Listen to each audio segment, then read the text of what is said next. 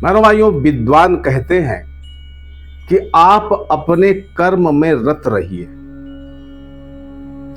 उस कर्म का क्या फल मिलेगा, क्या नहीं मिलेगा, आपका धर्म है अपने कर्म को करते रहना। भगवान श्री कृष्ण कहते हैं कि कर्म पर आप अपना अधिकार रखिए और फल पर अधिकार मेरा रहेगा। मेरे भाइयों, 9 अक्टूबर 2024 से लेकर के 4 फरवरी 2025 तक गुरु ग्रह वक्री होकर के वृषभ राशि में गोचर कर रहा है। अब इस वृषभ राशि के गोचर का सिंह राशि वालों पर क्या प्रभाव पड़ेगा, या जिनका सिंह लग्न है उनके ऊपर क्या प्रभाव पड़ेगा, इसी विषय को लेकर के आपके सम्मुख प्रस्तुत हूं। मैं हूं पंडित दिनेश नारायण पांडे और आप देख रहे हैं अपना लोकप्रिय चैनल ग्रहवाणी। मेरे भाइयों, सिंह राशि सिंह लग्न पर जो गुरु है वो पंचम भाव का और अष्टम भाव का स्वामी होता है। पंचम भाव और अष्टम भाव का स्वामी होकर के दशम भाव में वक्रत्व गति से गोचर कर रहा है। क्या रिजल्ट मिलेगा? सीधी सी बात है कि यहां पर गुरु अपनी शत्रु राशि वृषभ में है। अब गुरु ग्रह अपनी शत्रु राशि में बैठेगा तो स्वाभाविक रूप से कमजोर हो जाएगा। और गुरु का जो अपना घर है मीन राशि, उस पर राहु बैठा हुआ है,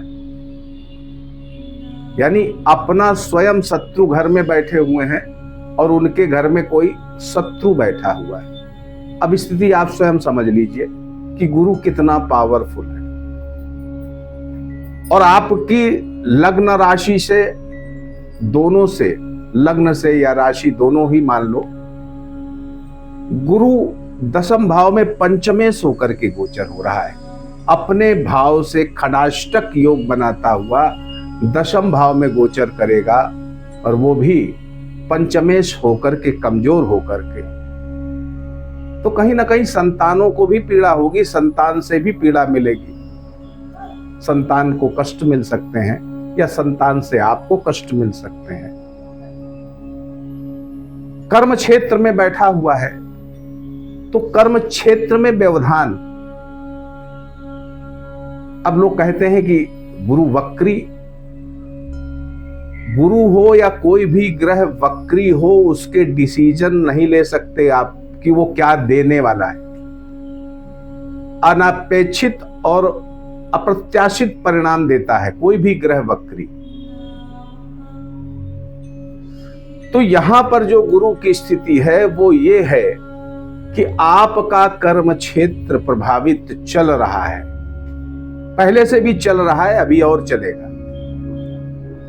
दूसरी बात कि आप की जो धनार्जन की शक्ति है वो भी कमजोर हो गई, यानी धन जिस तरह से आपके पास आना चाहिए था उस तरह से नहीं आ रहा है, और आपके खर्चे अनावश्यक रूप से बढ़ चुके हैं। नौकरी करते हैं वहां भी समस्याएं आ गई हैं, व्यवधान पैदा हो गए हैं, मुश्किल से नौकरी हो पा रही है। और अगर व्यापार करते हैं तो वहां भी दिक्कत है। अब आपकी राशि से अष्टम भाव का स्वामी कर्म क्षेत्र में आ गया है, स्वाभाविक कर्म क्षेत्र तो प्रभावित होगा ही होगा। और जहां जहां पर गुरु की दृष्टि पड़ रही है, द्वितीय भाव पर बुध की राशि पर, वहां पर गुरु की दृष्टि, चतुर्थ भाव पर मंगल की राशि पर, वहां पर गुरु की दृष्टि, और तीसरा छठे भाव पर गुरु की दृष्टि। मतलब क्या है इसका? मतलब ये है कि आपके जितने भी मिलने वाले हैं, या आपके रिश्तेदार हैं, या आपके परिवारी जन हैं, वहां विषमता पैदा होती है, मतभेद पैदा होता है। आप लाख प्रयास करेंगे कि स्थितियां सुधर जाएं, लेकिन आपके काबू में नहीं रहती। कुल मिलाकर के ये जो समय है, इसमें गुरु का कमजोर हो जाना आपको कहीं ना कहीं से आपकी प्रगति में बाधा डालता है, आपकी इच्छाओं को अधूरी रखता है। हाँ, एक काम आप कर सकते हैं, उससे आपको फायदा मिलेगा, और वो काम ये है कि आप परमात्मा के ध्यान और चिंतन में निमग्न रहें, मानसिक जप करते रहें भगवान नाम का, और आपका कल्याण होगा। आप सुखी रहें, समृद्ध रहें। इसी मंगलमयी कामना के साथ मैं पंडित दिनेश नारायण पांडे आपसे विदा लेता हूं। प्रेम से बोलिए जय माता की।